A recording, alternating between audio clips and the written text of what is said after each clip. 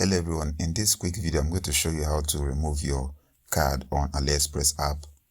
So to remove your card on AliExpress app, you open the app, you click on account at the bottom right corner and click on cards. Here you have the option to remove your card.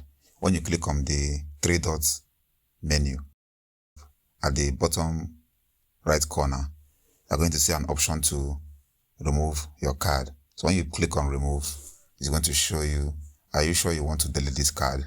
You press yes and your card will be removed. So that's how you remove your card on AliExpress app. That's all for this quick video. See you guys in the next one.